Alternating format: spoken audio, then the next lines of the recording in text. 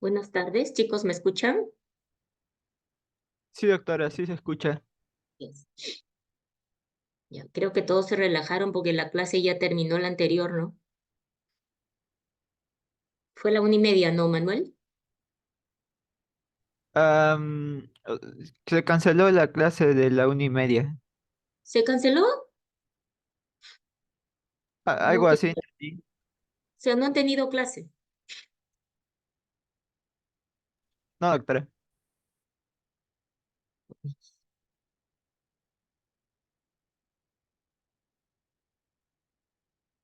¿Sí me están viendo mi pantalla, chicos?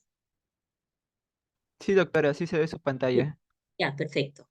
Vamos a empezar puntuales con los que estén, doctores. Gracias por su puntualidad. A ver, ¿quiénes están puntuales? Nicole, ¿me escuchas? Sí, doctora, sí Nicole se le escucha. Sheshira, ya. Está bien, Nicole. Carmen Rosa. Doctora, buenas tardes. Buenas tardes, Carmen Rosa. Ya, un minutito más y empezamos. Gracias, chicos, por estar tan puntuales. ¿Y cuándo van a recuperar la otra clase? Todavía no nos han confirmado, solo dijeron que había tenido un inconveniente la doctora y que lo Ya, iba a reprogramar. ya.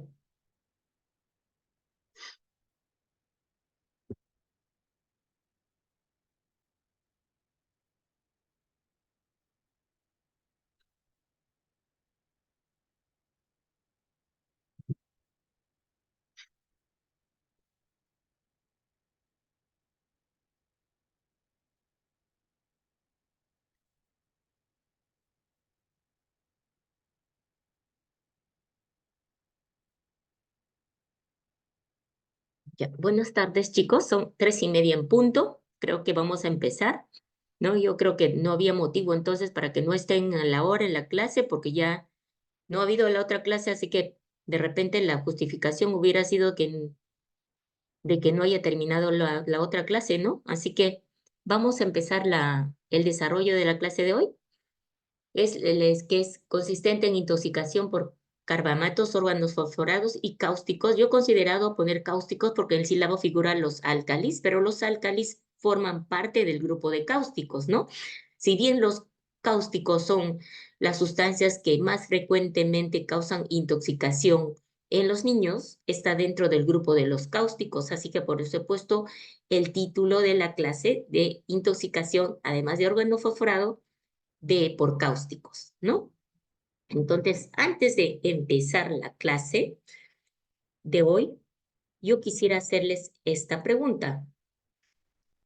¿Qué datos en la historia clínica de un paciente podría hacernos sospechar de que está intoxicado, doctores?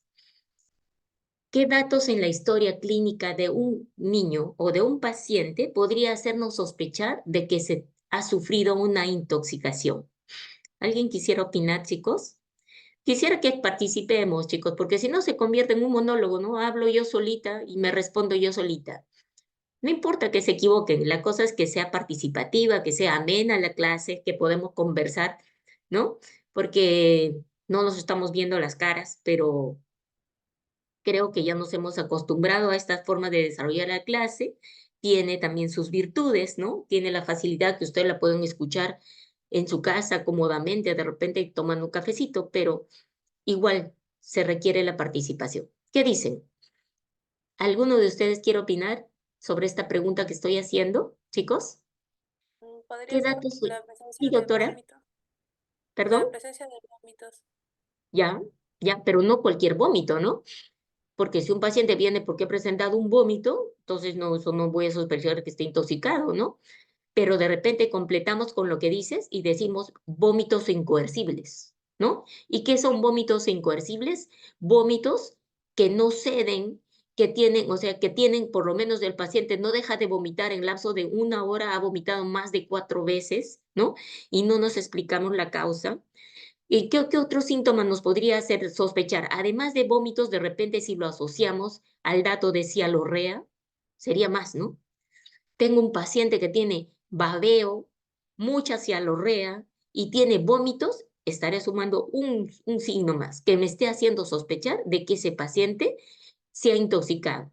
Otro dato más que nos haga pensar en intoxicación, de repente en ese mismo paciente, doctores, que viene a emergencia porque tiene vómito y tiene cialorrea. ¿Algo más que deberían agregarle y decir, está intoxicado?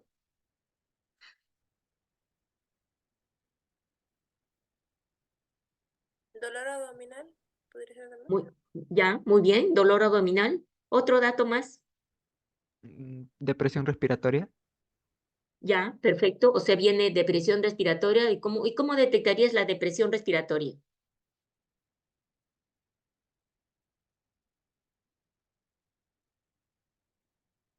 Doctor, ¿cómo detectarías diagnosticarías que el paciente está con una depresión respiratoria? Porque tendría bueno, tendría menos de 16 respiraciones por minuto. Muy bien, o sea, tiene bradipnia, ¿no? Disminución de la Sí. frecuencia respiratoria, bradipnia y tiene de repente trastorno del sensorio, ¿no? Porque tiene depresión respiratoria. Ya, entonces, si yo tengo un paciente, tiene cialorrea, tiene vómito incoercible y además depresión respiratoria, digo, puede estar intoxicado. Pero ¿qué más? Yo le pregunto a la madre, señora, ¿y cómo estuvo su hijo estos días? ¿Estuvo bien? ¿Estuvo sano? Y que la madre me diga, sí, doctor, mi hijo estaba perfectamente bien. O sea, no es un niño que ya tiene varios días enfermo, ¿no? Que tenga de repente fiebre, que tenga tos varios días, que tenga moquito varios días. Es un niño que de un momento a otro empezó a tener esos síntomas. O sea, fue de inicio brusco, ¿ya? Entonces voy a sospechar ante cualquier paciente que tenga un síntoma de causa inexplicable y de inicio brusco. Entonces voy a sospechar, tiene cialorrea y vómito. ¿Estaba previamente sano, señora, su hijo? Sí, doctor. Estoy pensando en intoxicación. ¿Qué más? En pacientes que tienen convulsiones de causa inexplicable, previamente sano. Previamente sano, el niño comienza a convulsionar. Causa inexplicable. Paciente que tiene trastorno del sensorio de un momento a otro. Sospechemos que puede estar intoxicado. Pero sobre todo, si veo que viene, por ejemplo, un adolescente, ¿no?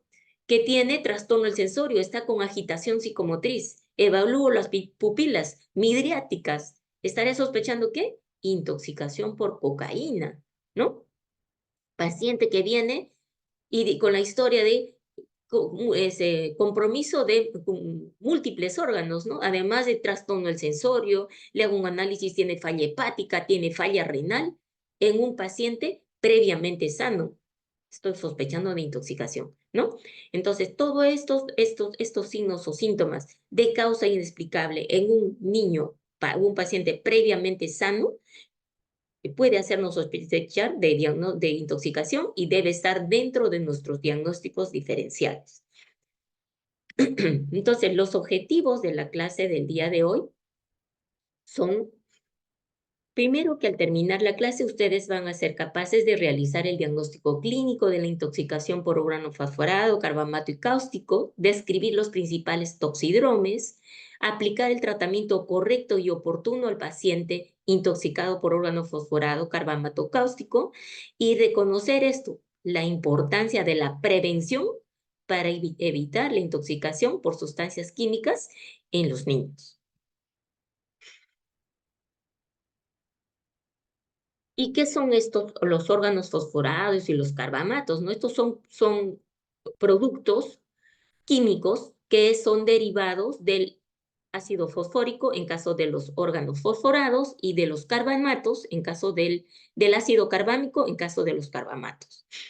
Estos productos son usados eh, como en la fabricación básicamente de insecticidas, de plaguicidas que se utilizan en la agricultura, en medicina veterinaria y también como uso doméstico, ¿no? En la casa los tenemos como, por ejemplo, para matar las cucarachas, para matar a los ratones, ¿no? Etcétera. Su concentración varía ampliamente desde que los que están de baja concentración, que son de uso doméstico, de 1 al 5%, hasta los que son altamente concentrados, de 85 a 90%, que se utilizan en la agricultura.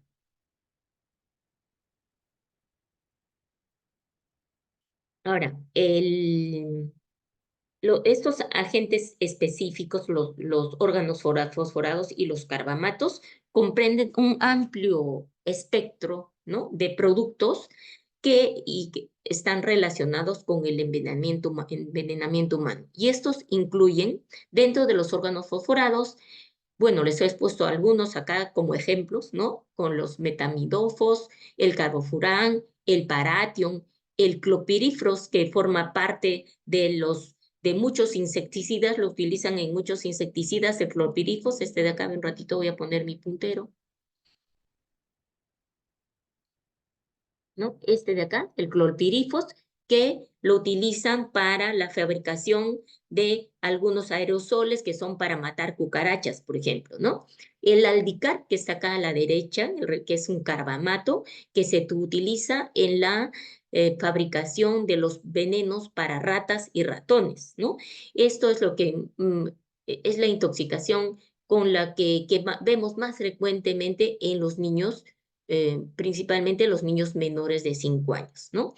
Las intoxicaciones por carbamatos son las más frecuentes en las áreas urbanas, mientras que la intoxicación por órgano fosforado son más frecuentes en la zona rural. Estos productos se absorben fácilmente por todas las vías. Se absorben por vía inhalatoria, por vía transdérmica, por vía digestiva, ¿no? En las mucosas, cuando caen a los ojos, también se pueden absorber por allí, ¿no? Son muy liposolubles. ¿Qué significa? Que se meten en la grasa. Y esta liposolubilidad de los productos hace que tengan un elevado volumen de distribución en los tejidos, ¿no? Y por ende, una vez que los síntomas han pasado, ¿no?, nuevamente pueden recidivar porque el veneno sale de la grasa nuevamente hacia la circulación y reaparecen los síntomas. Su metabolismo es básicamente hepático y se excretan a través de la orina y las heces.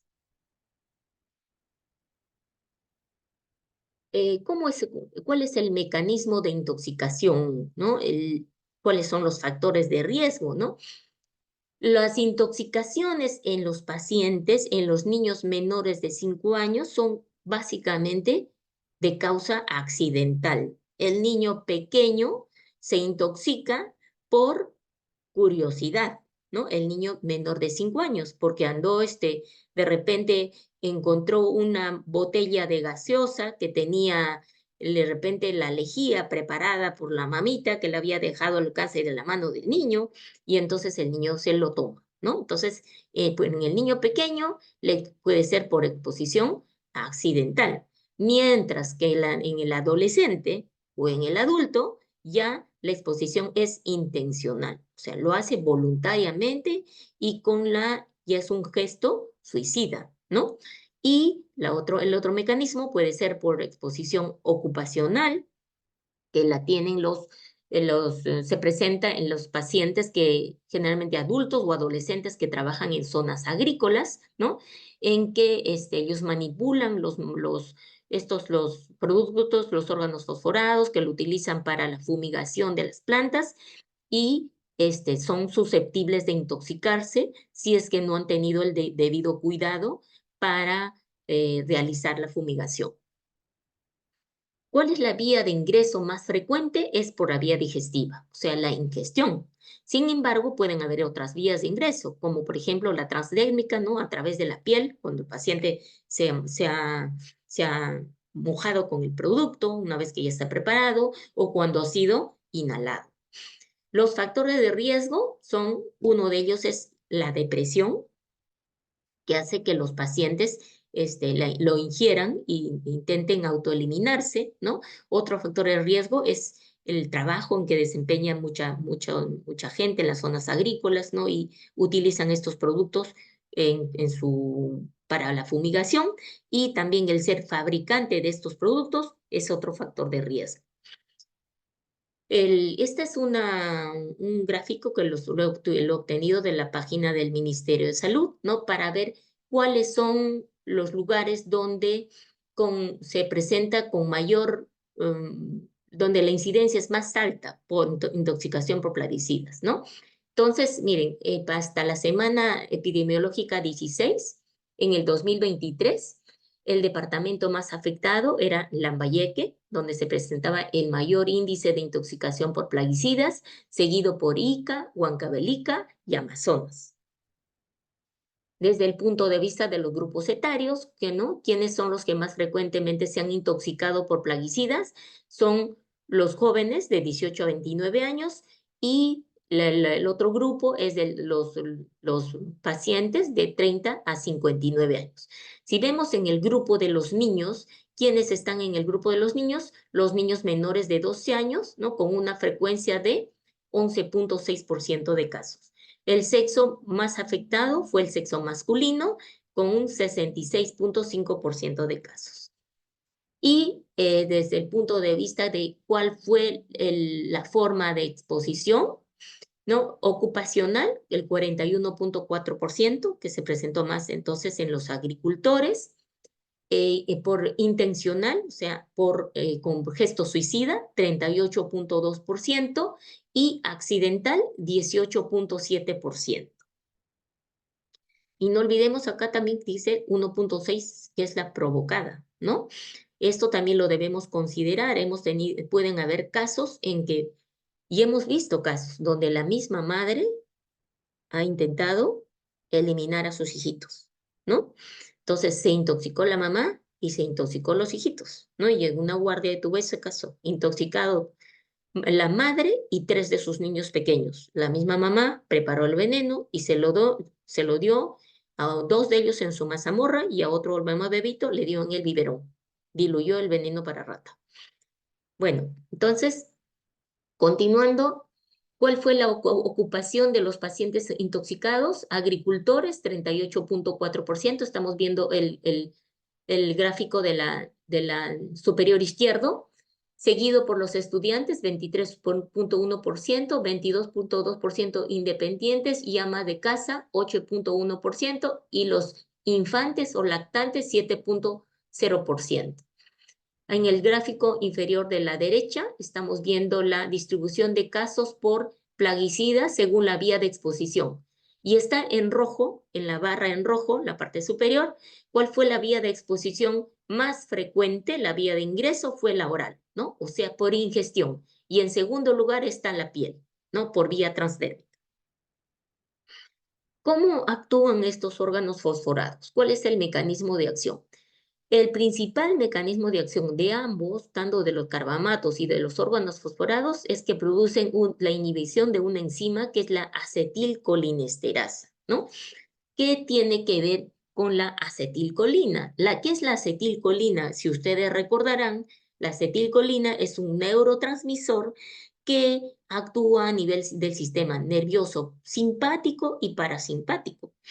La acetilcolina se produce o se forma a partir de la colina plasmática, ¿no?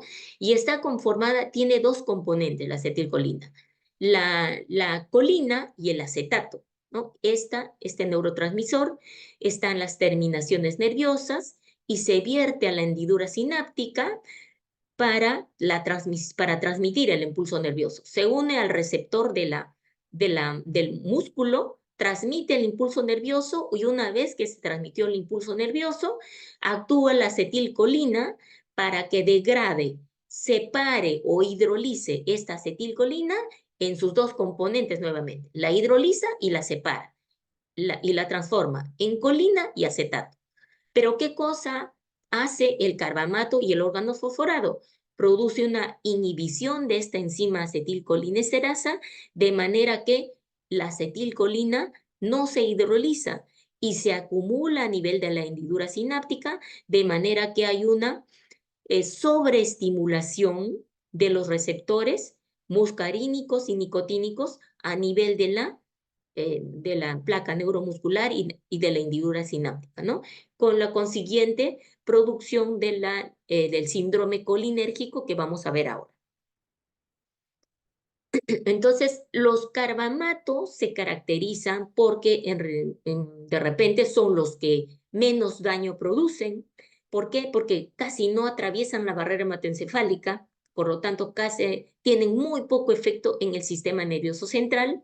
El cuadro es más benigno, ¿no? Y producen, ¿por qué? Porque producen una inhibición reversible de la colinesterasa, ¿no? Una vez que se produce la inhibición, los valores de la colinesterasa en el suero se recuperan rápidamente en un plazo de 24 a 48 horas. En cambio, los órganos fosforados producen una inhibición irreversible de la colinesterasa, por lo tanto el cuadro es más severo, más aparatoso, los síntomas son el cuadro es más prolongado, ¿no? Los síntomas pueden persistir por meses, ¿no? El paciente tiene más, está más comprometido, ¿ya? Y los primeros síntomas pueden aparecer desde tan pronto como 5 minutos hasta dentro de las primeras 24 horas en que se ha ingerido el tóxico. Los síntomas desencadenados por los órganos fosforados son por acción a nivel de los receptores nicotínicos y muscarínicos, mientras que en la intoxicación por carbamato predominan casi en un 75-90% los síntomas muscarínicos. ¿Y cuáles son esos síntomas, no? Estos efectos, los receptores muscarínicos se encuentran básicamente a nivel de las células endoteliales, se encuentran a nivel de las células glandulares, dentro de ellas principalmente las glándulas sudoríparas, ¿no? Y en las glándulas mucosas. Mientras que los receptores nicotínicos se encuentran principalmente en el tejido, en el músculo esquelético. Los receptores muscarínicos se encuentran en el músculo liso. Los receptores nicotínicos se encuentran en el músculo esquelético. Entonces, ¿cuáles van a ser los síntomas? Los síntomas por acción sobre los receptores muscarínicos van a ser miosis, sudoración, visión borrosa, lagrimeo, cialorrea, ¿no? Hay mucho babeo en el paciente, vómito, dolor abdominal, diarrea, fasciculaciones, ¿no? Entonces predominan los síntomas muscarínicos. Y por estimulación de los síntomas nicotínicos, el paciente va a tener taquicardia. Por estimulación del síntoma del receptor muscarínico va a haber bradicardia. Y por estimulación del receptor nicotínico va a haber más bien taquicardia, hipertensión, fasciculaciones, debilidad muscular. Cuando hay afección del sistema nervioso central, el paciente va a tener diferentes grados de compromiso del sensorio, ¿no? Yendo desde la agitación psicomotriz, somnolencia, letargia, estupor, coma, dependiendo del grado de intoxicación, de la cantidad que haya del producto ingerido. Y estos son los toxidromes, ¿no? Se los he puesto acá, miren, juntos, el toxidrome colinérgico y el toxidrome anticolinérgico. ¿Cuál es el toxidrome que va a producir cuando el paciente esté intoxicado por órgano fosforado y carbamato? Es el toxidrome colinérgico, que es la primera fila, ¿no?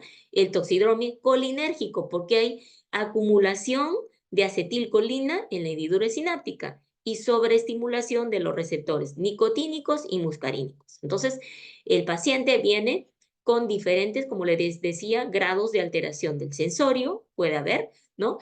Las pupilas están mióticas, pero la midriasis no me excluye el diagnóstico, ¿ya? Acuérdense que cuando están más afectados los receptores nicotínicos, puede haber midriasis, pero más frecuente es la miosis. Bradicardia, hipotensión, el paciente está totalmente diaforético, sudoroso, hay relajación de esfínteres, se orina, defeca, vomita, con mucho dolor abdominal y la piel está pálida y sudorosa, ¿no? Entonces, ¿cuál es el antídoto del carbamato y del órgano fosforado que vamos a utilizar como parte del tratamiento? Es la atropina. ¿Y qué es la atropina? Es un colinérgico. Lo que vamos a hacer con la atropina, que está acá a la derecha, estoy señalando la atropina, que la atropina va a producir un síndrome anticolinérgico. ¿no? Entonces, cuando aplicamos atropina nosotros al paciente, lo debemos llevar a una intoxicación leve por atropina, y ahí vamos a parar, nos vamos a detener. Cuando nosotros, ¿qué puede causar la intoxicación por atropina? Delirio, mioclonías, las pupilas más bien se dilatan, hay midriasis, hay taquicardia, hipertensión, hipertermia, ¿no? Y miren, la piel en el paciente, en el síndrome colinérgico, está diaforética y sudorosa. Cuando ya empieza a hacer efecto la atropina, la piel se torna seca, rubicunda, y el paciente dice, se pone rojo como un camarón, ¿no? Entonces, esto es la intoxicación por atropina. Claro que cuando nosotros tratemos al paciente, no lo vamos a intoxicar, no vamos a causar una intoxicación grave por atropina, pero sí tenemos que lograr algunos efectos de la atropina. ¿Y cuáles son? Disminuir la cantidad de secreciones que tiene el paciente, que pueda respirar mejor, ¿no? Y que aumente la frecuencia cardíaca, que estaba en bradicardia y ahora debe estar con taquicardia. Acá en la tercera fila está el toxidrome simpático mimético, que lo vemos en los niños o en los pacientes intoxicados por cocaína, ¿no? Aquí el paciente viene más bien totalmente agitado, excitado, con las midriasis, con las pupilas muy dilatadas, ¿no? Hay midriasis, taquicardia, hipertensión, taquimia, o sea, todo está aumentado, ¿no? Todo aumentado, frecuencia cardíaca aumentada, presión elevada, frecuencia respiratoria elevada, frecuencia respiratoria elevada, hiperpnea, ¿no? Y diaforético. En la intoxicación por opiáceos, miren, este toxidrome es importante también que ustedes lo tengan en cuenta, porque ahora estamos teniendo niñas del colegio, en el colegio, que se están drogando o intoxicando con benzodiazepinas. No sé de dónde consiguen, pero dice que hacen un juego, ¿no? En que toman no de las benzodiazepinas y concursan para ver quién se duerme primero, ¿no? Entonces, ¿cuáles son los síntomas de intoxicación por benzodiazepinas? He puesto acá un ejemplo, no solo la benzodiazepinas, está la morfina, la heroína, ¿no? ¿Qué produce estos medicamentos? O estos productos pueden producir depresión del sistema nervioso central, ¿no? Yendo desde la somnolencia hasta el coma, hay hiporreflexia, miosis, bradicardia, hipotensión, disminución de la frecuencia respiratoria, y los ruidos hidroaéreos están disminuidos. Y los otros dos síndromes que los vamos a pasar rápidamente, ¿no? Los antidepresivos tricíclicos, siempre cuando ustedes tengan paciente con sospecha de intoxicación, miren las pupilas, examinen la pupila. De repente está el diagnóstico, ¿no? Si yo tengo un paciente con miosis y tiene cialorrea, fasciculaciones, y tiene vómito, dolor abdominal, y hay pupilas en punta de alfiler, están mióticas, estoy sospechando un síndrome colinérgico. Mientras que si tengo un paciente con midriasis, entonces me tendré que echar a buscar, ¿no? Dice, ¿qué medicamentos o productos pueden producir midriasis, ¿no? Y acá están los antidepresivos tricíclicos, está el dextrometorfano, con el que también se pueden intoxicar los niños, que viene en jarabe, ¿no? El otro cuadro donde vemos midriasis es en la intoxicación por anfetaminas, ¿no? En que hay midriasis, hay hipertensión, taquicardia e hipertermia. Bueno, entonces, recordando nuevamente, en un paciente intoxicado agudo por carbamato u órgano fosforado, lo que vamos a encontrar es un paciente con un toxidómetro colinérgico que viene con cialorrea, lagrimeo, dolor abdominal, vómitos, calambres, fasciculaciones. Es un paciente que puede tener, se ha orinado, ¿no?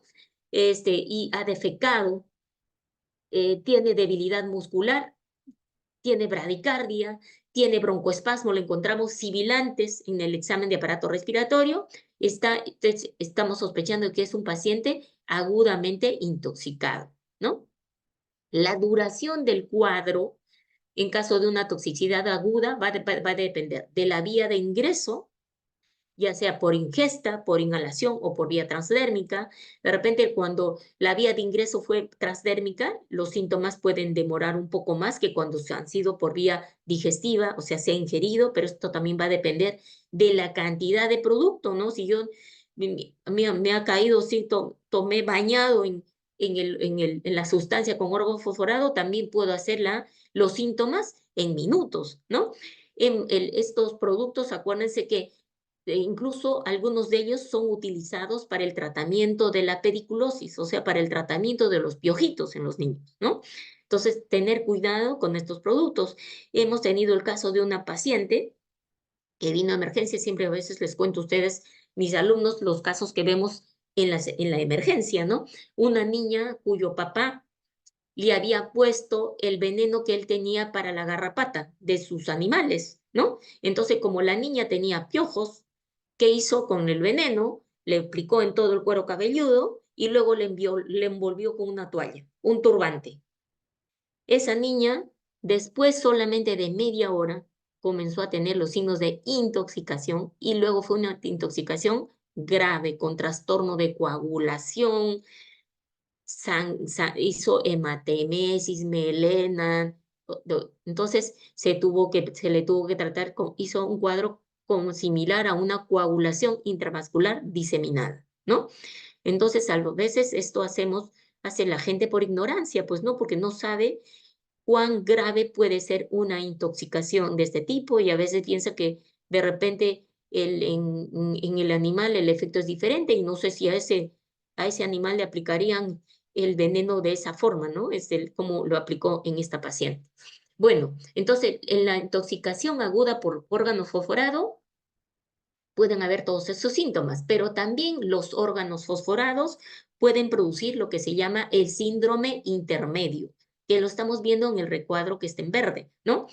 Este síndrome intermedio se puede presentar después de las 24 horas o hasta los 3 días o 4 días desde que se ha ingerido o se ha expuesto el paciente al tóxico, ¿no? ¿Y en qué consiste? En que el paciente comienza a presentar una debilidad o paresia o parálisis de los músculos proximales de las extremidades. También puede producir parálisis de los músculos respiratorios, los músculos flexores del cuello, hay hiporreflexia y el paciente se puede recuperar en un plazo de 1 a 3 semanas de esta debilidad, ¿no? Por eso, cuando el paciente viene, decimos, esta es una parálisis, ¿no? Es una paresia flácida y dentro del diagnóstico diferencial estaría la poliomielitis, de repente, ¿no? O un síndrome de Guillain-Barré, pero este de Guillain-Barré se parece más al recuadro que está en el lado en azul, ¿no? Entonces, este síndrome intermedio, miren la diferencia, afecta a los músculos proximales de las extremidades, a diferencia de la polineuropatía retardada, que se presenta 2 a 4 semanas después que el paciente se ha expuesto al tóxico, ¿no? O sea, son síntomas tardíos, ¿no? Ya pasaron los síntomas de la toxicidad aguda y 2 a 4 semanas después el paciente viene con la historia de que tiene debilidad en las piernas, tiene dolor en los miembros inferiores y esta debilidad va ascendiendo progresivamente en sentido de abajo hacia arriba, ¿no? Desde de las piernas va subiendo hacia el tórax y puede comprometer el músculo diafragma y el paciente requerir ingreso a UCI. Tal cual, muy parecido a un síndrome de Guillain-Barré, ¿no? Entonces, en el Guillain-Barré, el compromiso es similar. El Guillain-Barré empieza como una debilidad muscular simétrica, es una parálisis flácida, progresiva y ascendente, que va comprometiendo poco a poco los músculos de los miembros inferiores y va ascendiendo hasta comprometer el diafragma y los músculos de todas las hasta el cuello, ¿no?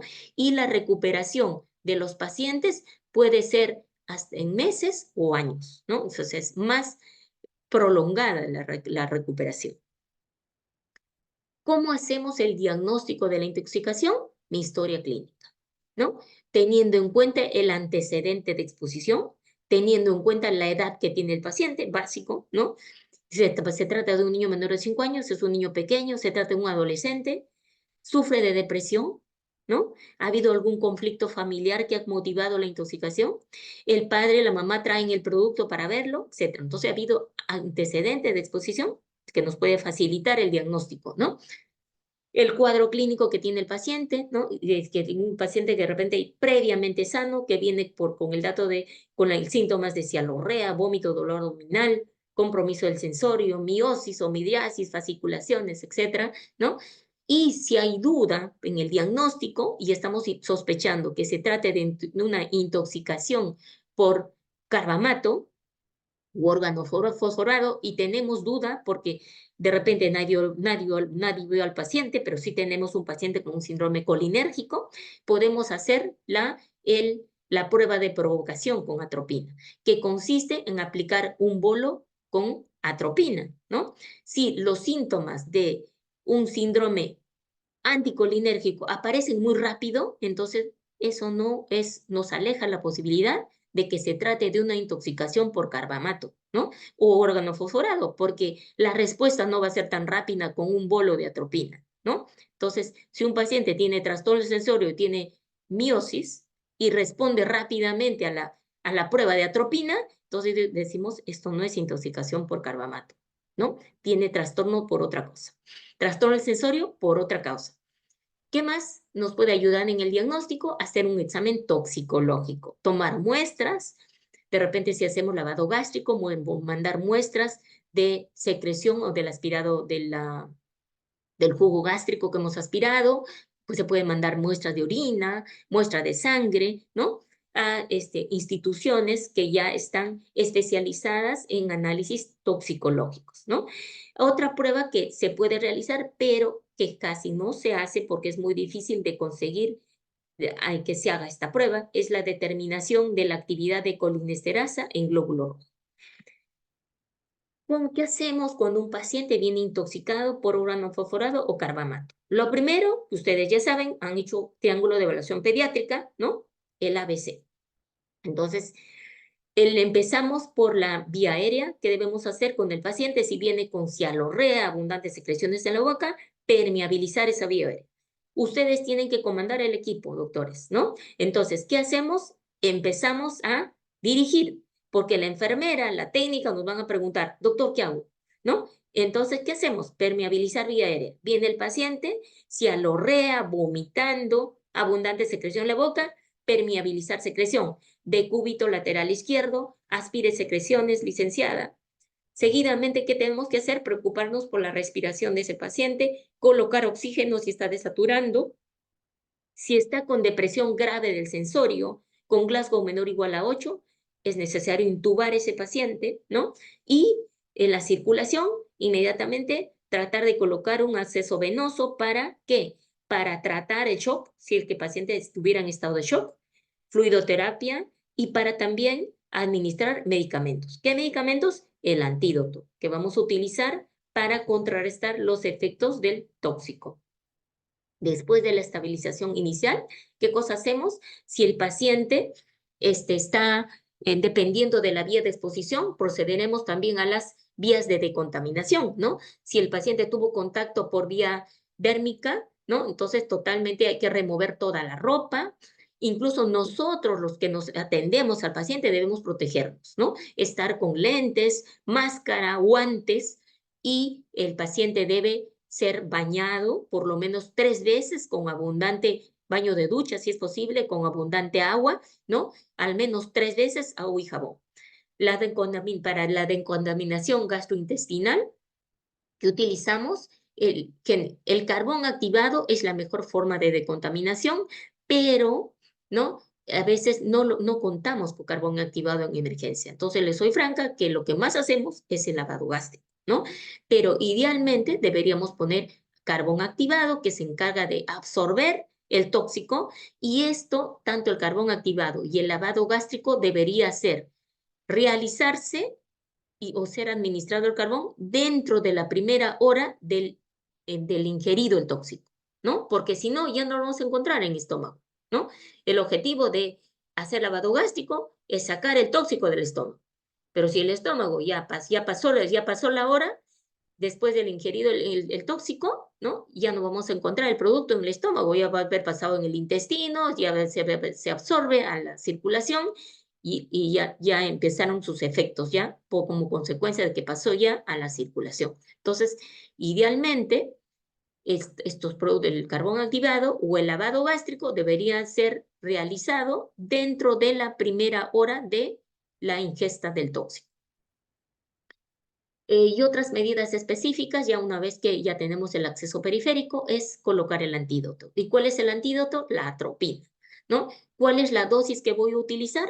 0.05 a 0.1 miligramos por kilo, ya sea por vía endovenosa, intramuscular o intraósea, ¿no? Máximo 2 miligramos por dosis en los niños, ¿no? En los adolescentes se puede poner hasta 3 miligramos en bolo y en los adultos hasta 5 miligramos. ¿Y cada cuánto tiempo lo voy a poner? Esto puede ser variable dependiendo de la gravedad de la intoxicación, pero al inicio se administra aproximadamente cada 5 a 10 minutos, ¿no?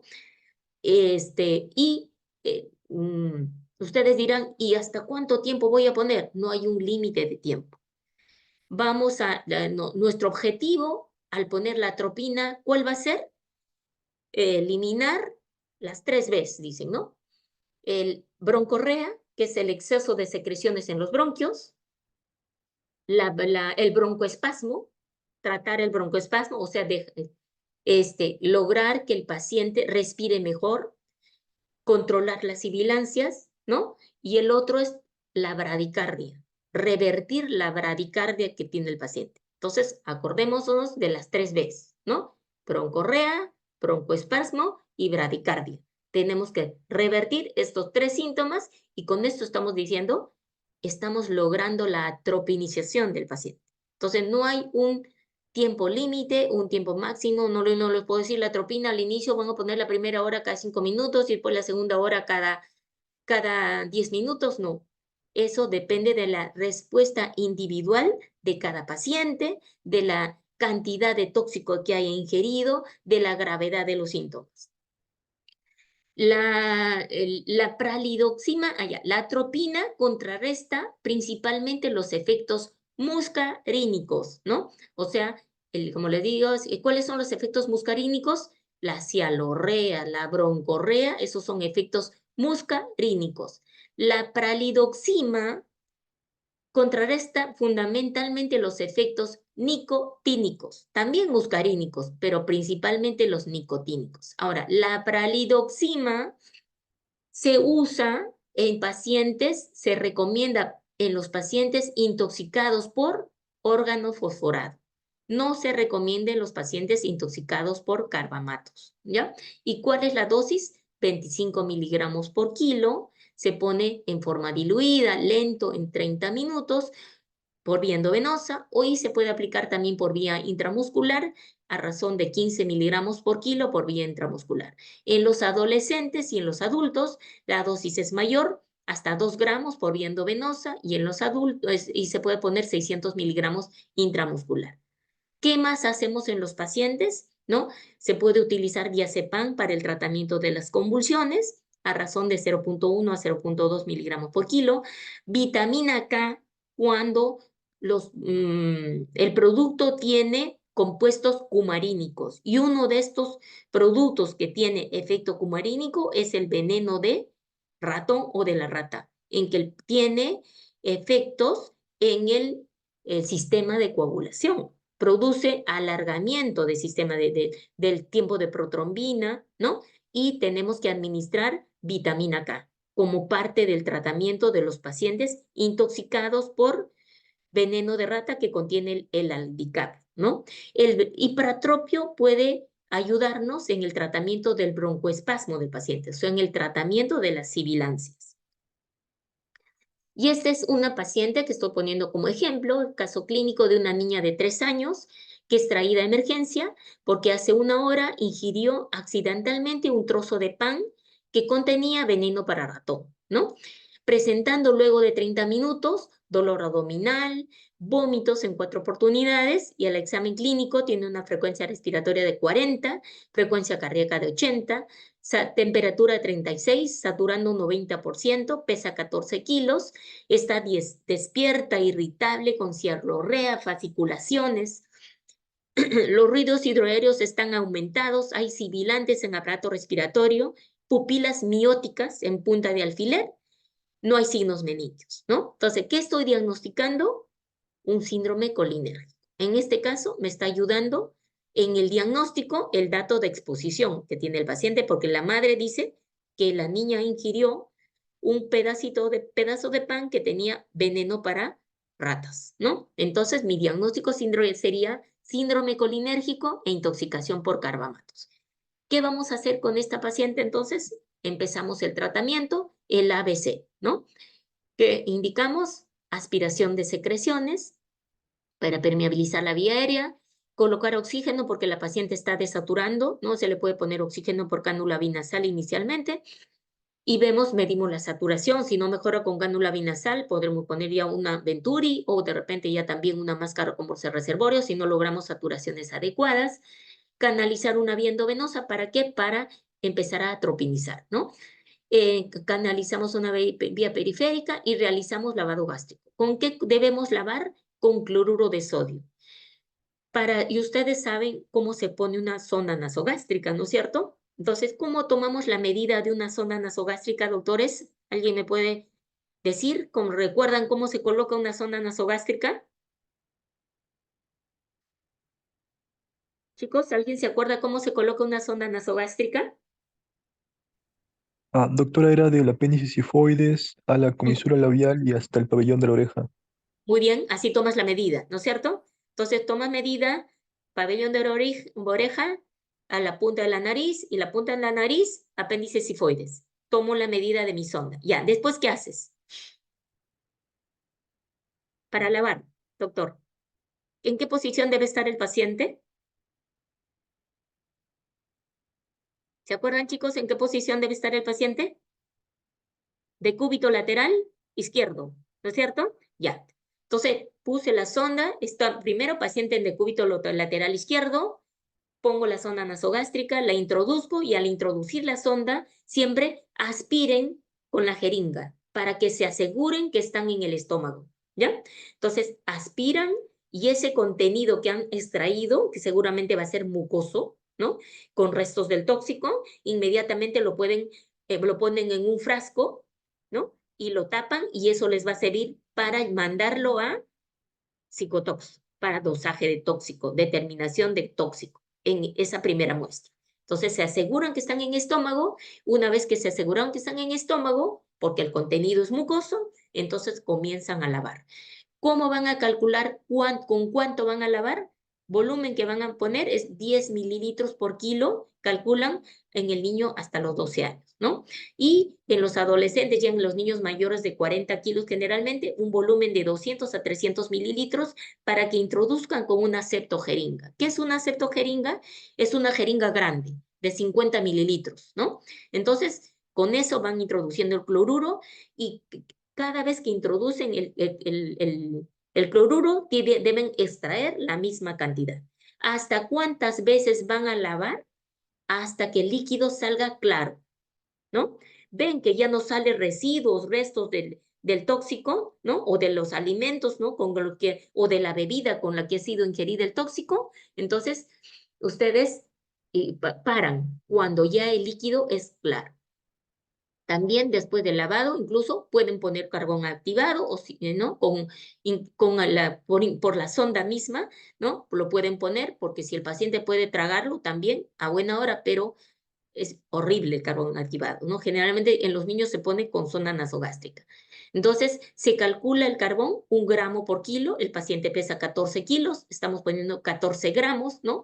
Lo diluimos en 4 partes de agua y se le da por vía oral o por sonda nasogástrica. Calculamos la dosis de atropina. El paciente pesa 14 kilos, entonces multiplicamos 14 por 0.05. Chicos, calculen cuánto sale. No sé si es calculado bien la dosis.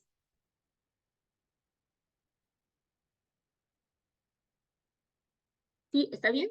0.05 por 14. Sí, doctora.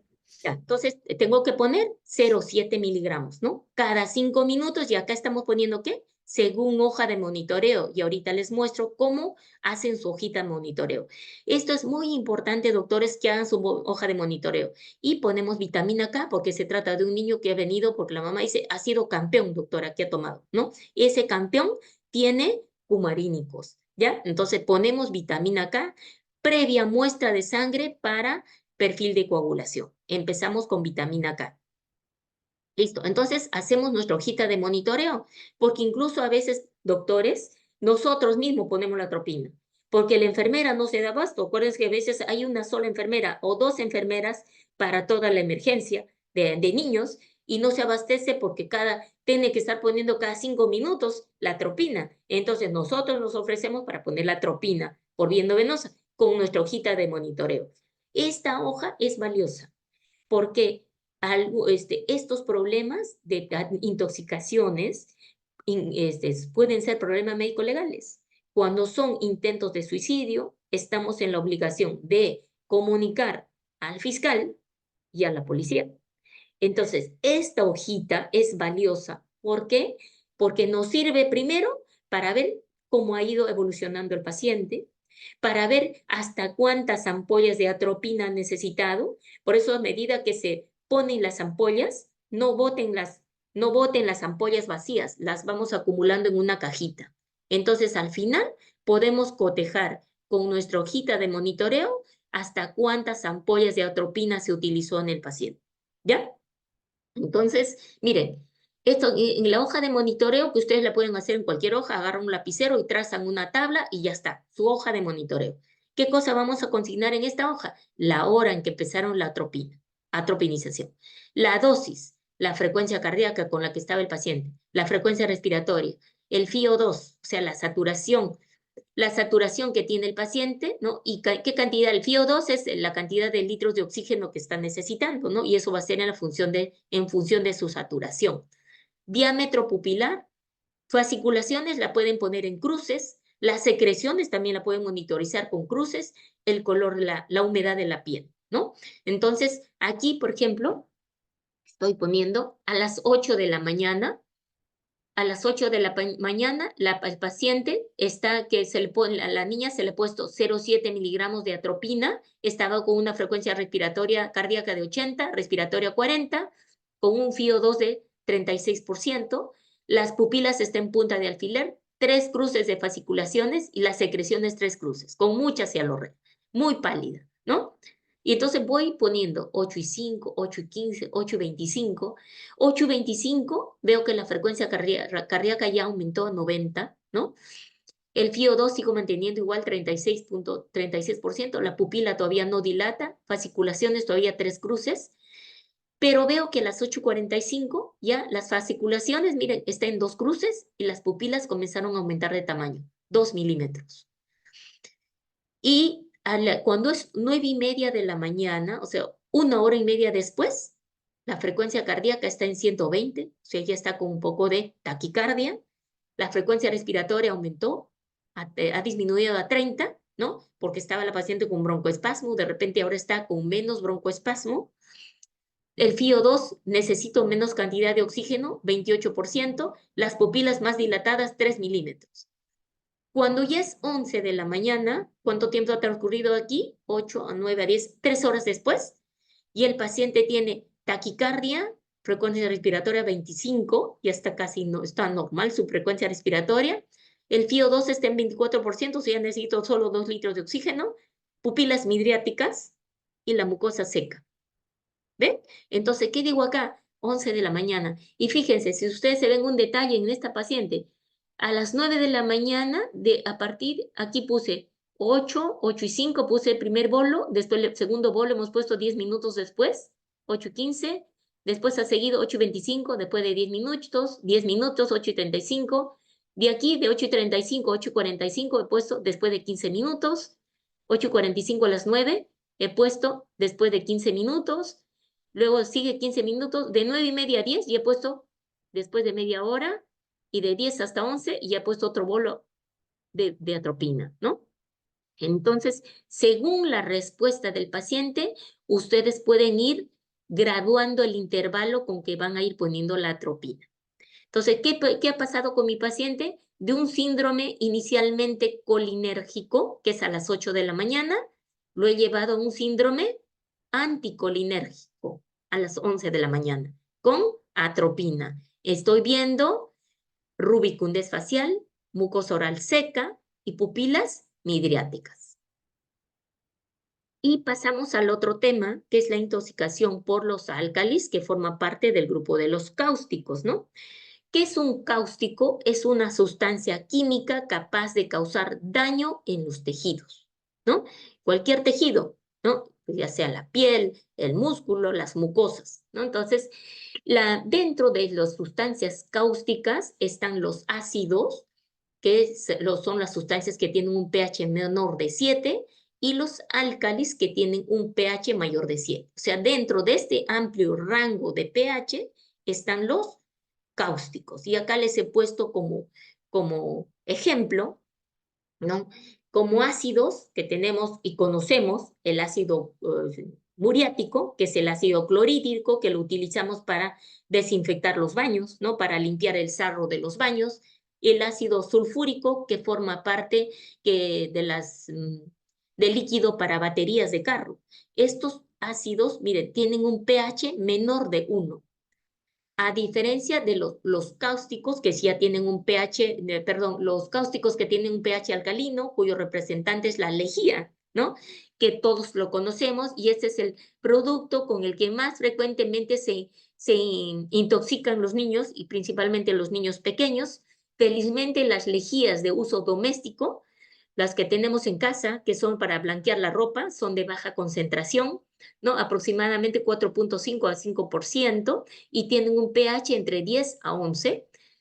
También está el hidróxido de magnesio, que se utiliza para fabricar los desatoradores de los baños, de los desagües, ¿no? Y también los limpiadores de hornos, ¿no? Estos ya tienen un pH más alto, ¿no? Y son más peligrosos, ¿no? Tienen un pH de 12,5, el hidróxido de sodio, y el hidróxido de sodio, que es para limpiar los hornos, tiene un pH de mayor de 13. En los niños, entonces, como siempre, y lo mencioné también por los carbamatos, en los niños estos productos son ingeridos más frecuentemente. Los menores de 5 años se intoxican accidentalmente porque por curiosidad se lo tomaron porque estaba en el frasco de gaseosa, la lejía, ¿no? Y en los adolescentes sí es de causa intencional, ¿no? Como un gesto suicida. La intoxicación dentro de estos productos de los cáusticos, ¿cuál es la intoxicación más frecuente? Por álcalis, ¿no? Por los álcalis. Más que por ácidos, se intoxican por álcalis. ¿Y por cómo producen lesión estos productos, no? La lesión que produzcan estos productos va a depender del pH, ¿no? ¿Cuál es el pH peligroso en los ácidos? El que puede producir síntomas cuadro de mayor gravedad, los ácidos que tengan un pH menor de 2, o los álcalis que tengan un pH mayor de 11,5. La gravedad de la lesión también va a depender de la cantidad que haya sido ingerida, y menciona la literatura que más que el pH que tenga la solución, la gravedad de la solución va a depender de la cantidad, de la concentración, de la forma física del agente, o sea, que sea sólido o líquido, ¿no? Y del tiempo que tenga de contacto con la mucosa, ¿no? Entonces, recordar que el hipoclorito de sodio que tenemos en las casas para uso doméstico, felizmente, tiene una baja concentración del 5%, ¿no? Que es un pH más o menos de 11. ¿Qué producen qué causan estos productos a nivel de los tejidos, ¿no? Los ácidos producen una necrosis de coagulación, que lo que conduce a una necrosis coagulante del tejido. O sea, se forma una escara, se forma una costra, ¿no? Y esto le condiciona de repente que el producto se absorba más lentamente. Entonces, de repente sea un poquito menos nocivo que el álcalis. El álcali, en cambio, lo que hace es penetra en el tejido, produce una necrosis de licuefacción, lo ablanda el tejido y los álcalis afectan más el esófago, mientras que los ácidos afectan más el estómago, ¿no?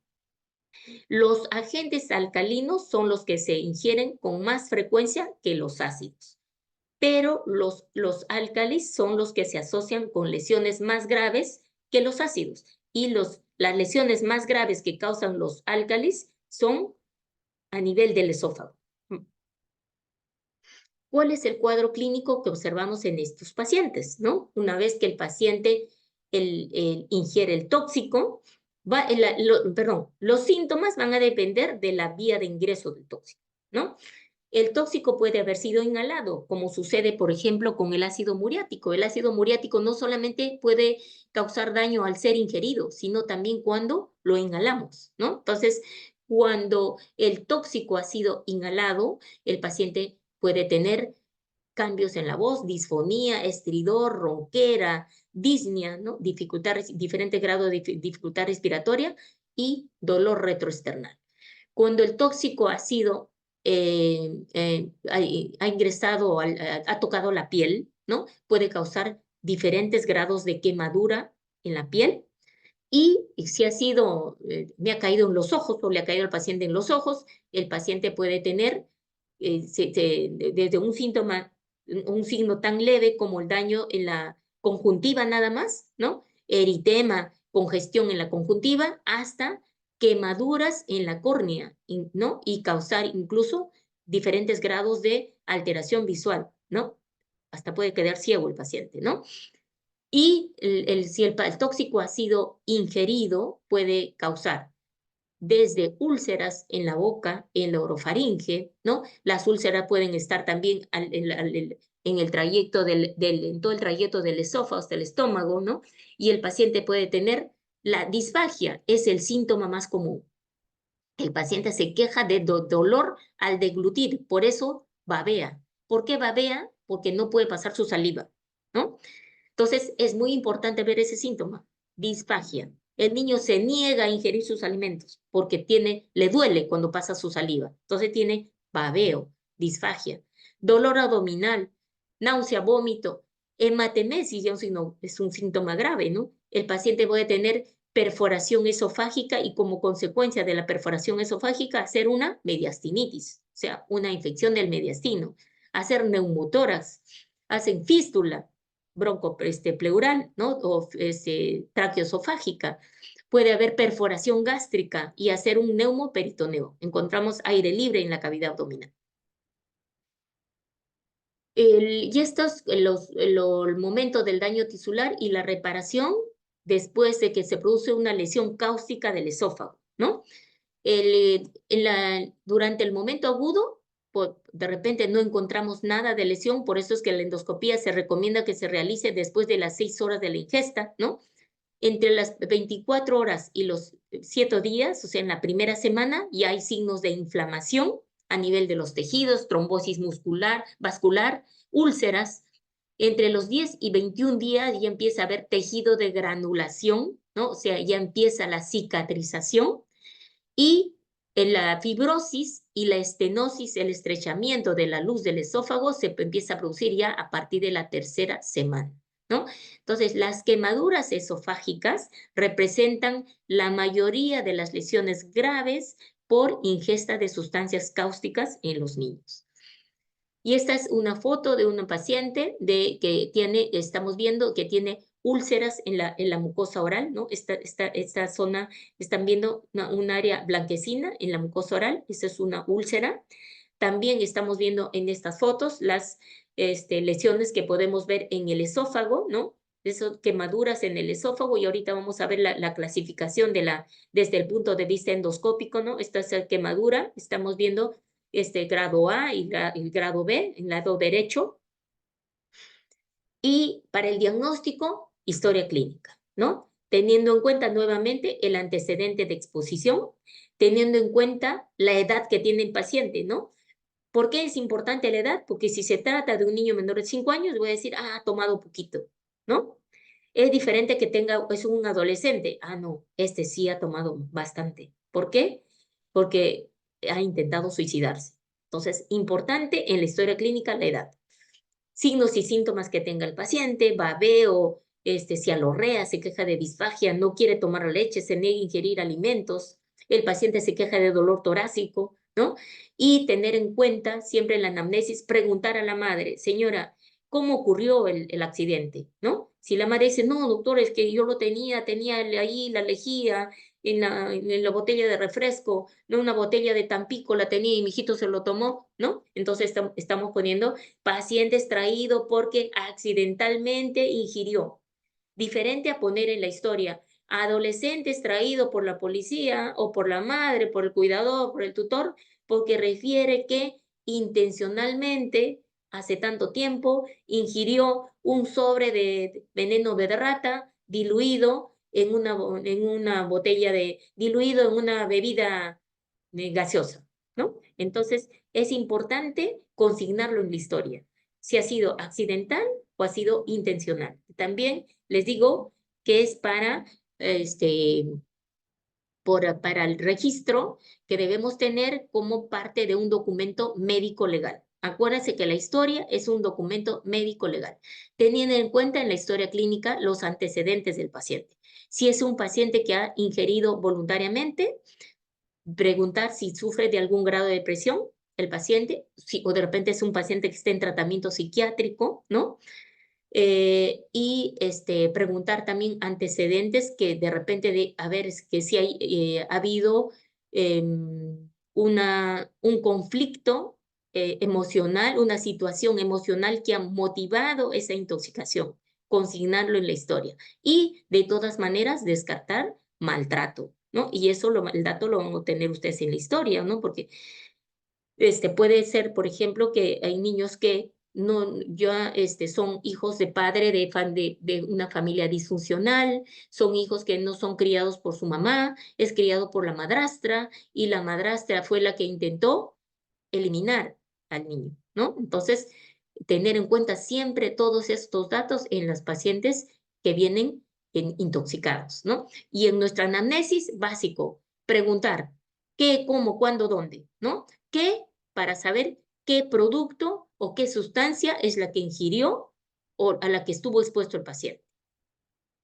Y preguntar si es que la madre conoce el producto, que traiga el producto o que traiga el sobrecito, que traiga el medicamento, etcétera, para ver qué contiene. ¿Cuánto? Importante para saber qué cantidad ha ingerido. ¿Cómo? Es preguntar, señora, ¿cómo tenía usted esa sustancia? ¿La lejía cómo estaba? ¿Estaba pura o estaba diluida? ¿No? Es importante porque si la lejía ya estaba diluida, menos riesgo de daño todavía va a tener el paciente, ¿no? Entonces, preguntar cómo estaba preparado ese producto. Igual, cuando el paciente se intoxicó por carbamato, ¿no? Preguntar cómo lo preparó. ¿Fue puro? ¿Fue diluido? ¿En qué? ¿Cómo lo tomó? Ya. ¿Cuándo? Para saber cuánto tiempo ha transcurrido desde que el paciente tomó o estuvo expuesto al tóxico. Porque si el paciente ha ingerido el tóxico y ya pasó más de 1 hora, entonces en el caso de los carbamatos ya no lo voy a obtener ya del estómago, ¿no? Simplemente me voy a limitar a poner atropina. Pero en caso de la intoxicación por cáusticos, el lavado gástrico está contraindicado. ¿Dónde ocurrió el accidente? Importante también saber dónde ocurrió. ¿Fue en casa? ¿Fue en el colegio? ¿No? Para saber cuáles fueron las circunstancias que motivaron la intoxicación. Y en mi examen físico, evaluar, ya saben ustedes, el ABC, empezando por las funciones vitales, frecuencia respiratoria, frecuencia cardíaca, para ver si el paciente está con bradipnia, si está con bradicardia, evaluar el aparato respiratorio, tiene sibilancias, tiene broncorrea, evaluar la cavidad oral, tiene para ver si hay úlceras en la orofaringe, incluso puedo de repente siento el olor del aliento del paciente que me puede permitir identificar el tóxico, ¿no? Siento el olor a veces en el niño, estoy oliendo ya la boquita lejía, ¿no? Entonces, tener en cuenta eso, ver la cavidad oral y sobre todo buscando lesiones en la mucosa oral y en la orofaringe, ver cómo están las pupilas, están mióticas, midriáticas y evaluar el estado de conciencia. ¿Para qué? Para decidir si voy a intubar a este paciente o no, ¿no? El estado de conciencia, y si el paciente, y también me va a permitir, en caso de los carbamatos, si mi paciente está con alteración del estado de conciencia, primero lo tengo que intubar antes de hacer lavado gástrico ni poner carbón activado. Tengo que proteger la vía aérea, ¿ya? Entonces, estado de conciencia, básico examinar en el paciente. ¿Qué más? Exámenes de ayuda diagnóstica para hacer el diagnóstico de intoxicación por cáusticos, además de mi historia clínica, mi anamnesis. Me puedo solicitar estudio por imágenes, una placa de tórax me puede ayudar a identificar si el paciente tiene complicaciones, por ejemplo, si estoy sospechando una perforación esofágica, voy a buscar de repente signos de mediastinitis, ensanchamiento del mediastino, derrame pleural, neumotórax. En la radiografía de abdomen voy a buscar aire libre en la cavidad abdominal, ¿no? Porque ya ha habido perforación del estómago, de víscera hueca, ¿no? Y encontramos aire libre en la cavidad abdominal, y la tomografía de tórax de abdomen me puede hacer un diagnóstico, me puede también ayudar a detectar estas complicaciones.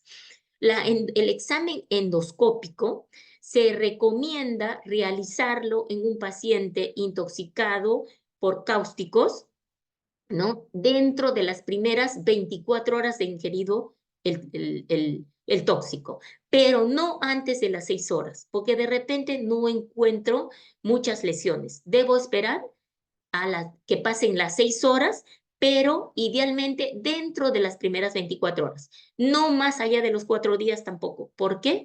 Porque pasado los 4 días ya empieza a haber el tejido de granulación, el tejido está muy friable y hay riesgo de más bien causar más daño, de causar perforación. ¿En qué casos debo realizar una endoscopía? Ahí también está el problema, ¿no? ¿Por qué? Porque yo debo decidir y examinar bien ese paciente. ¿Necesitará una endoscopía? Porque no es tan fácil conseguir un especialista que haga una endoscopía. No es tan fácil, incluso en Lima, no es fácil transferir a un paciente al hospital del niño para que el gastroenterólogo le haga una endoscopía, ¿no? Entonces, ¿en quiénes está indicado? En paciente que tiene síntomas, en paciente que ha tomado intencionalmente el tóxico, o sea, ha intentado suicidarse. De todas maneras, tiene que hacerse una endoscopía. ¿Para qué me va a servir el examen endoscópico? Primero, para determinar cuán graves son las lesiones, para determinar la extensión de la lesión. Está para ver, está lesionado el esófago, está lesionado todo el esófago, está lesionado hasta dónde está el estómago, para ver entonces la extensión de las lesiones, para determinar el tratamiento, para evaluar el pronóstico del paciente, ¿no? Estar explicando ya a la familia, ¿sabe qué? Tienes unas lesiones muy severas, ha perforado el esófago, hay perforación del estómago, ¿no? Entonces, de repente, este paciente va a necesitar un tratamiento prolongado, va a necesitar dilataciones, etc. Entonces, para eso me va a servir la endoscopía.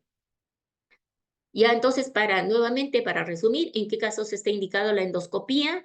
Cuando hay una ingesta sintomática del álcali, o sea, el niño tiene síntomas, tiene cialorrea, babeo, tiene estridor, tiene difonía, ¿no? Cuando se ha ingerido intencionalmente el tóxico o cuando ha ingerido un ácido.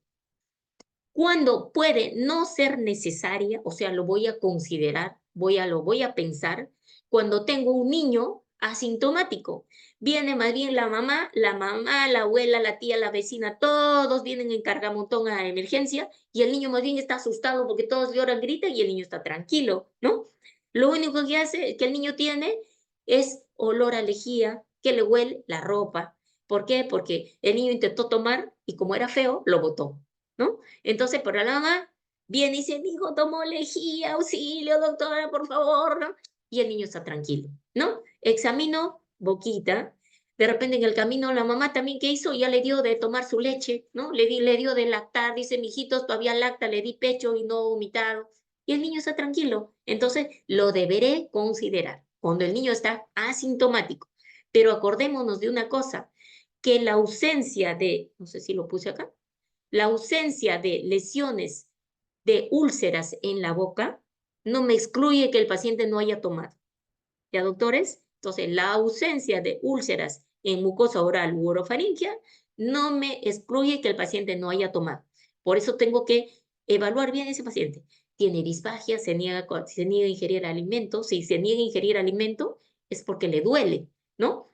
Entonces, porque se ha paralizado un poco el esófago, ¿no? Entonces, tengo que evaluar eso, los síntomas que tenga el paciente. Pero si no tiene síntomas, observaría al paciente 4 a 6 horas y ahorita vamos a ver un flujograma que lo saqué de UpToDate, me parece muy útil y con eso podemos tomar decisiones, ¿no? O cuando hay historia dudosa de ingesta, ¿no? Cuando aquella mamá que viene dice que le encontró solamente con la tapita de la lejía y viene totalmente asustada porque el niño tiene el olor de lejía en la boquita y está asintomático. ¿En qué casos está contraindicado la endoscopía?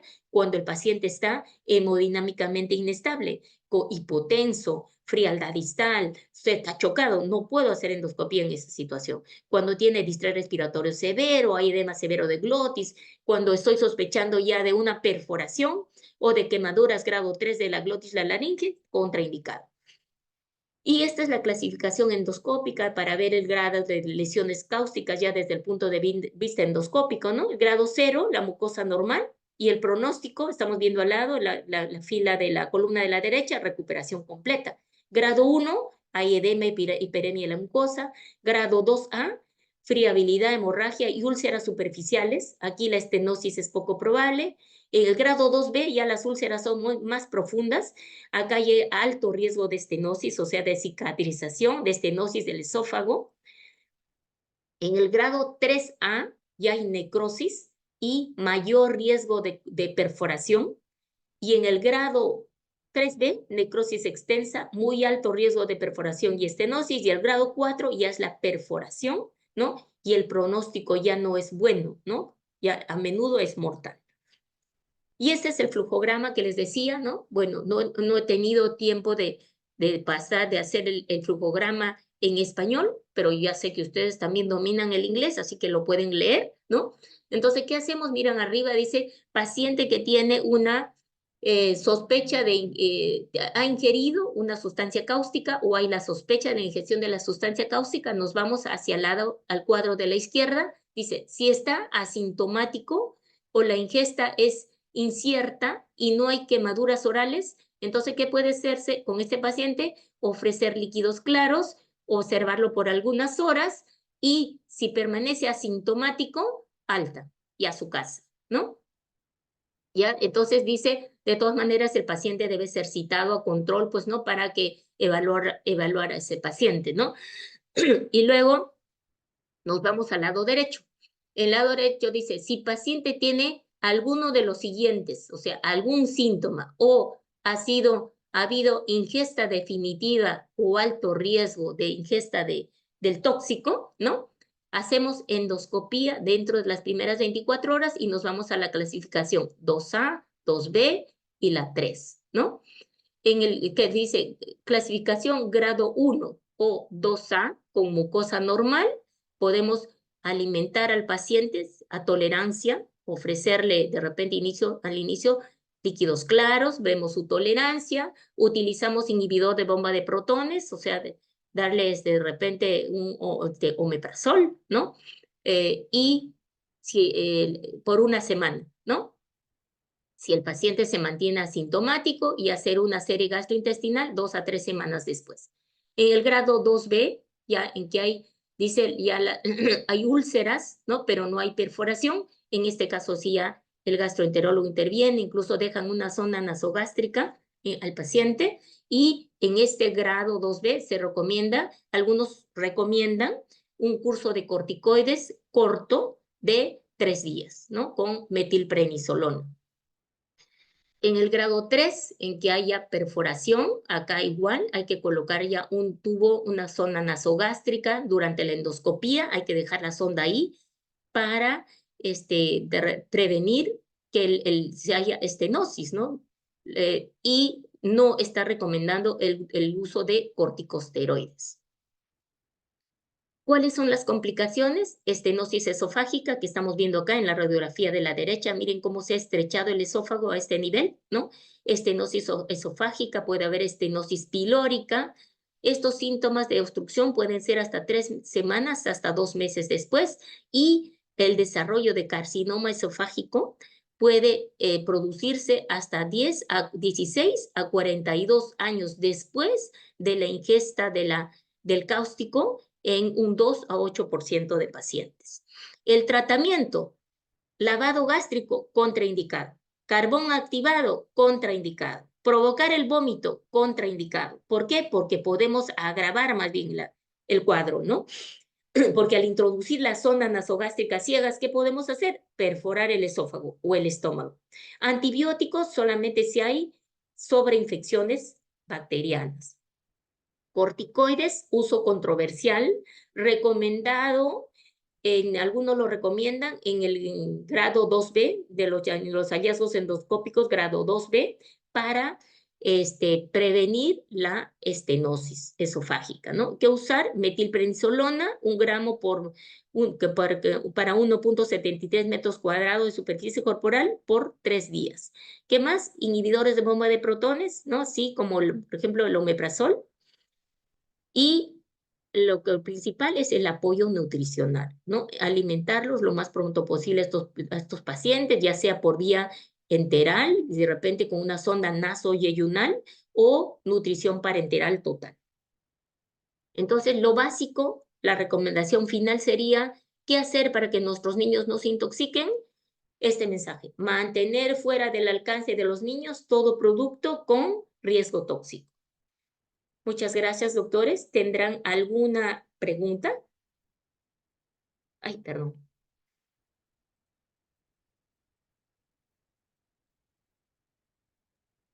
Sí, doctora, una pregunta.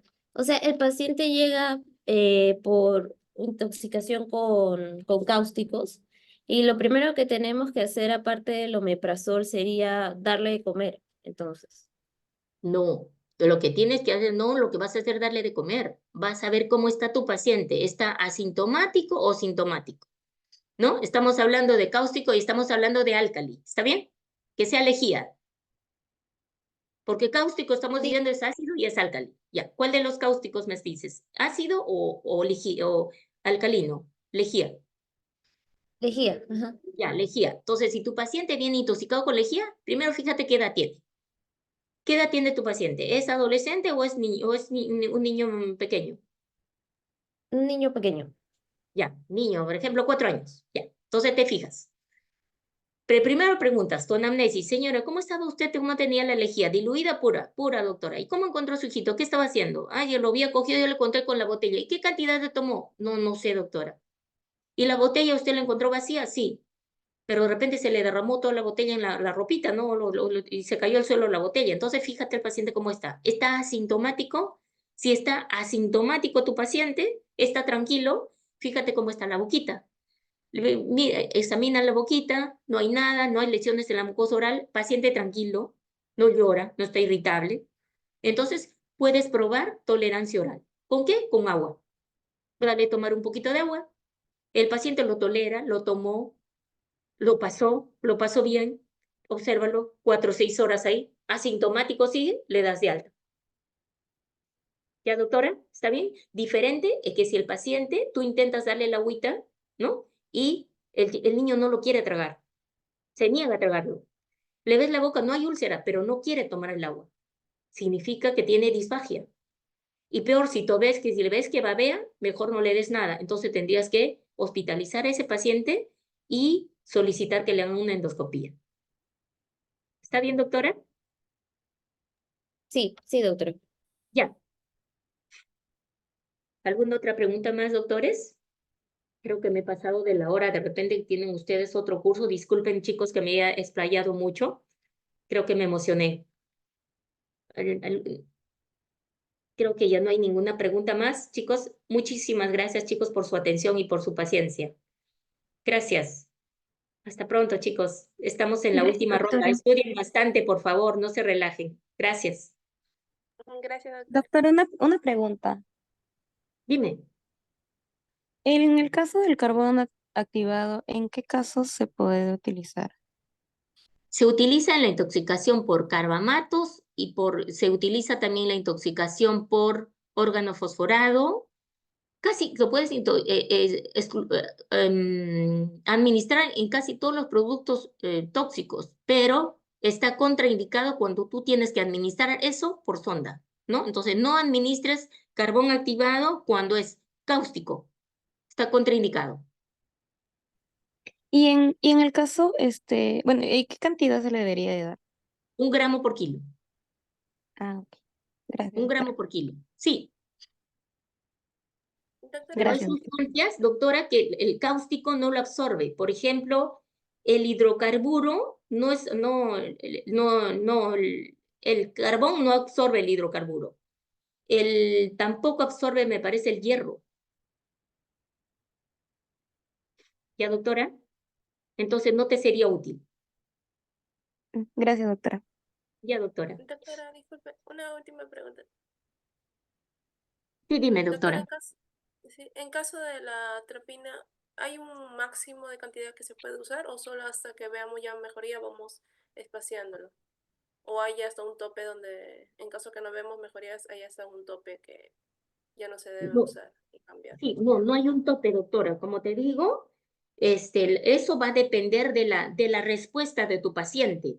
Tú puedes haber, de repente, en un paciente, puedes haber puesto una dosis total de una cantidad de ampollas de repente de 25 miligramos y en otro, perdón, 25 ampollas y en utilizaste, porque yo tuve un caso, doctores, un caso de un adolescente en que pusimos 100 ampollas de atropina.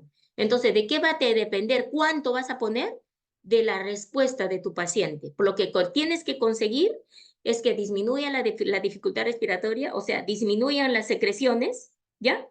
Y disminuyan aumente la frecuencia cardíaca y logres a ver, eran las 3 Bs que les dije, ¿no? Broncoespasmo, broncorrea y bradicardia. Ya, ¿y quién me preguntó del carbón activado, chicos? ¿Qué sustancias no lo absorben? Y además del hidrocarburo, doctores, ¿qué sustancias no son absorbidas por el carbón activado? Los ácidos, ácido bórico, ácidos minerales, el hierro, como les decía, y los hidrocarburos y los metales pesados, como el plomo y el litio. Entonces, no les sería útil en ese caso. Ya, entonces de la atropina está claro, ¿verdad, doctores? ¿Doctora? Sí, doctora, gracias. Sí, más bien por vez, siempre hay que tener por vez cada vez el bolo, si eso sí tiene una dosis máxima, ¿no? En niños 2 miligramos, en el adolescente 3 y en el adulto hasta 5 miligramos por bolo, por vez, ¿no? Considerando su peso. Gracias, chicos. Gracias, doctora. Gracias, doctora.